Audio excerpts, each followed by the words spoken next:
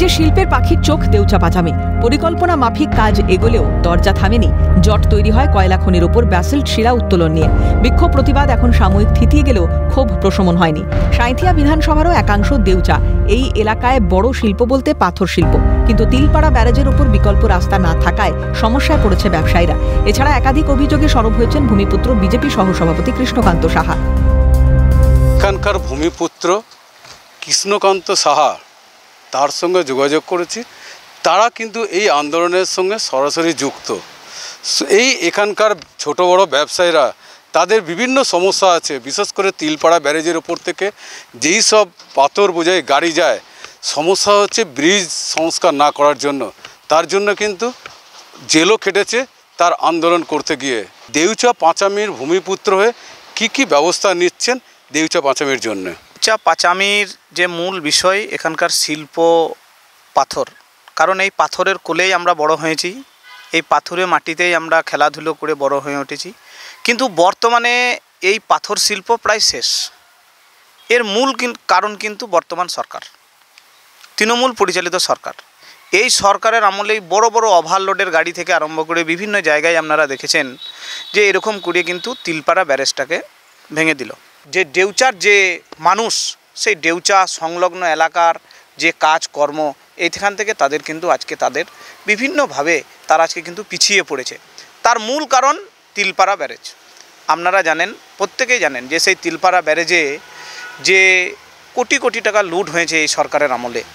Tilpara barrage ঝুলিয়ে গেছে বালি তুলতে গিয়ে, এই সরকার বালি তুলেছে, ব্রিজ ভেঙে গেছে। আর এখান থেকে দেউচা পাচামির শিল্পের যে মাধ্যম, সেই মাধ্যমটা কিন্তু তিলপাড়া ব্যারেজ। আর সেই তিলপাড়া ব্যারেজ এখন দেখবেন ভেঙে চৌচির, ওখানে কিন্তু গাড়ি কিন্তু পেরোতে পারছে না।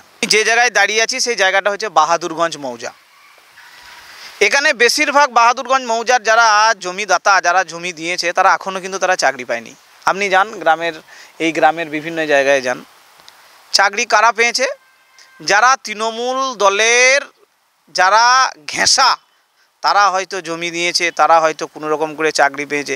কিন্তু বহু মানুষ এখনও জমি তারা দিয়েও কিন্তু তারা চাকরি পায়নি। আমাদের চিন্তাভাবনা শিল্প হবে, সেই শিল্পর জন্য আমরা সব সময় আছি।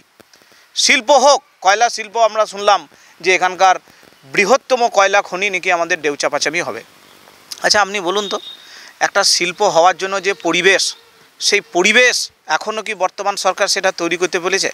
আচ্ছা, পাথর শিল্পটাকে ধ্বংস করে দিয়ে কয়লা শিল্প হচ্ছে, কয়লা শিল্পটা এখনও কি কয়লা উত্তোলন হয়েছে? পতি সাহা সম্মানীয় বিধায়িকা জিতেছেন। কোনো দিন দেউচা পাচামির কোনো মানুষের কাছে এই এলাকার মানুষের কথা উনি শুনেছেন? তার দুটো ফুটেজ উনি দেখান আমাকে, যে হ্যাঁ দেউচা পাচামির এই গরিব মানুষ, অসহায় যে পাড়াতে, এই যে সামনের যে পাড়াটা, সেই পাড়াটা সবাই বাহাদুরগঞ্জে বাসিন্দা। এখানকার মানুষরা সকাল সন্ধ্যে তারা কৃষিকাজের সঙ্গে যুক্ত, তারা সকালে উঠেই তারা কৃষিকাজ করে। তা ওনাদের কাছে কোনো দিন উনি জিজ্ঞেস করেছেন যে দেউচা পাচামির যে ব্যবসা, পাথর শিল্পটা ধ্বংস হয়ে যাচ্ছে, উনি কোনো দিন ওনার সরকারি জায়গায় উনি যে জায়গায় যান সেই জায়গাতে উনি বলেছেন যে শিল্পটা শেষ হয়ে যাচ্ছে, সরকার এই নিয়ে কোনো চিন্তাভাবনা করুক? শিল্পের আকাশে জমছে অনিশ্চয়তার কালো মেঘ। প্রশ্ন কয়লা শিল্পের ভবিষ্যৎ নিয়ে বিজেপি সহসভাপতি কৃষ্ণকান্ত সাহা ইঙ্গিত করলেন এমনটাই। সাঁইথিয়া বিধানসভা এই দেউচা পাচামি, সেই সাঁইথিয়ার বিধানসভা দেউচা পাচামির ভূমিপুত্র বলা যায় বিজেপি নেতা। তিনি কিন্তু একাধিক প্রশ্ন তুলে দিলেন শিল্পের ভবিষ্যৎ নিয়ে। পাশাপাশি এই শিল্পের সঙ্গে যারা জড়িত, গাড়ি মালিক থেকে শুরু করে শ্রমিকরা, তারাও কিন্তু আর্থিক সমস্যায় পড়েছে তিলপাড়া ব্যারেজের জন্য। ফলে তিনিও চান তিলপাড়া ব্যারেজ সংস্কার হোক এবং এখানকার যে শিল্প তার অর্থনৈতিক উন্নয়ন হোক। বীরভূম থেকে ভোলানাথ চক্রবর্তী, ক্যালকাটা নিউজ।